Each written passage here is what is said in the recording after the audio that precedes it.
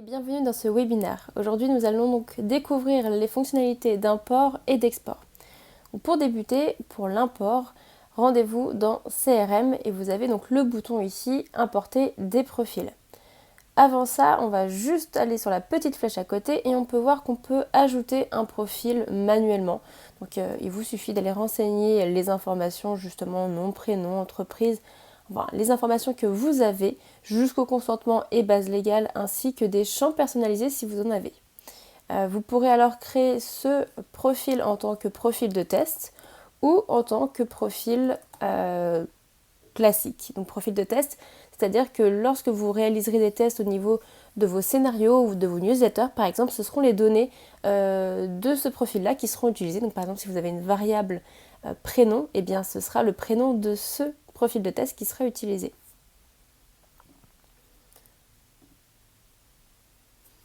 Donc voilà, on a déjà du coup dans notre CRM un premier profil qui s'affiche juste ici. Pour des imports de base, que ce soit de prospects, de clients, eh bien ça va être dans cette rubrique juste ici, vous allez pouvoir importer un fichier directement. Donc en amont, vous aurez préparé votre fichier. Pour savoir comment le préparer, je vous invite à aller découvrir juste dans la documentation la rubrique import-export et vous avez différentes documentations dont celui qui s'appelle format des données afin de savoir justement comment créer votre fichier. Vous y retrouverez d'ailleurs un fichier exemple que je vous recommande de télécharger afin de pouvoir justement avoir accès à un fichier type. Si je retourne donc dans notre back-office, une fois que j'ai finalisé de créer mon fichier, je vais pouvoir alors sélectionner la date.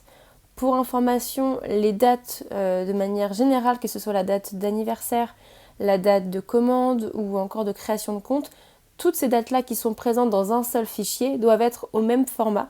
Dans le cas contraire, elles ne seront pas reconnues si elles ont des formats différents. Vous pourrez également choisir l'encodage UTF-8 ou autre, le plus commun étant l'UTF-8, mais voilà, vous avez également accès à ces trois autres.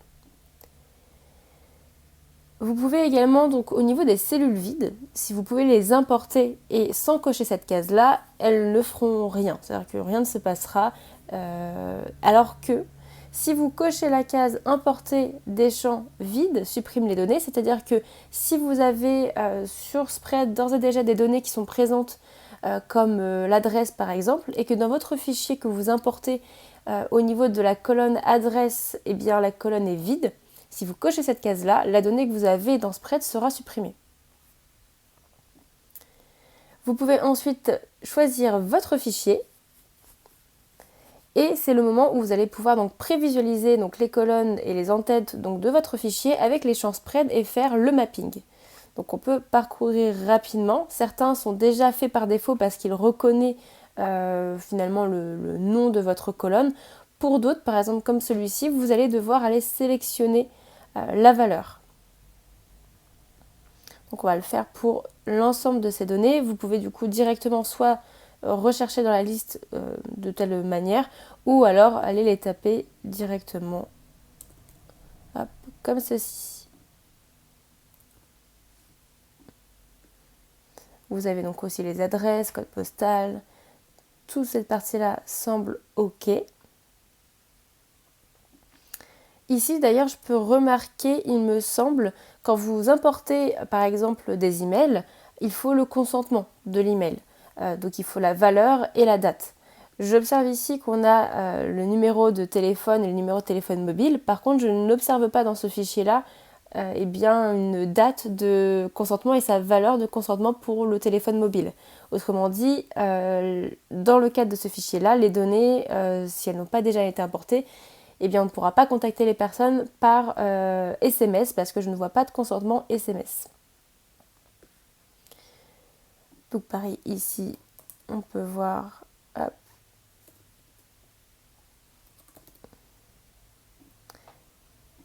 Tag, vous en avez deux. Donc vous avez le tag pour les profils et le tag des commandes. Donc là, ici, on est bien sur des tags de profil.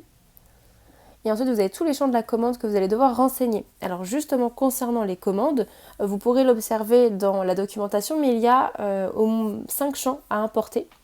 Donc le premier étant l'ID de votre commande, le second la date de la commande, le troisième étant, et donc là pour l'astuce, vous pouvez directement taper commande et vous allez les retrouver plus facilement. Donc vous avez ensuite le montant de la commande, son statut,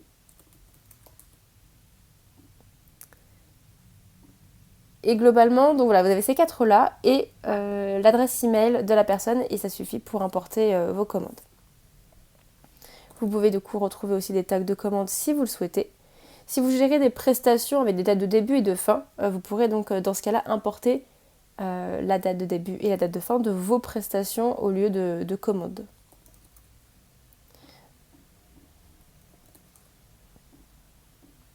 Et pour chacune de vos commandes, vous pouvez également importer des attributs produits. Donc dans ce cas-là, vous sélectionnez le critère attribut produit pour chacune de ces colonnes.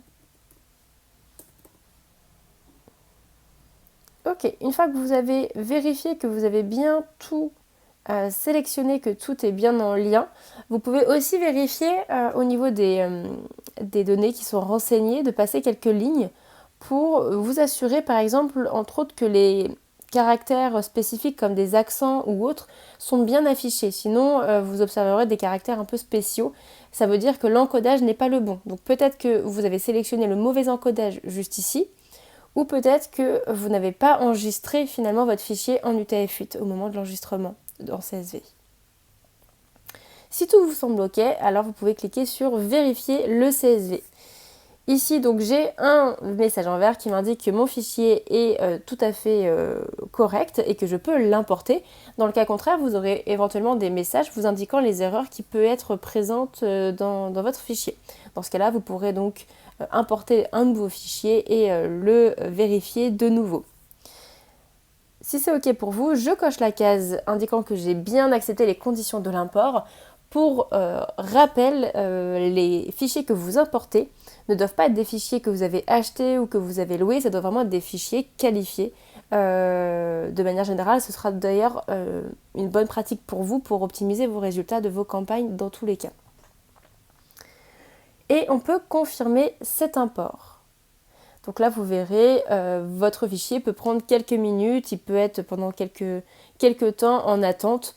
Voilà, ne vous inquiétez pas, il sera importé. Si cela dure vraiment plusieurs heures, n'hésitez pas à écrire à l'adresse du support pour leur demander si tout est ok ou s'il y a quelque chose de notre côté.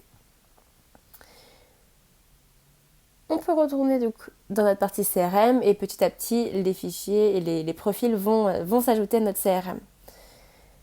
Autre point du coup de ce webinaire, c'est de voir comment exporter votre base.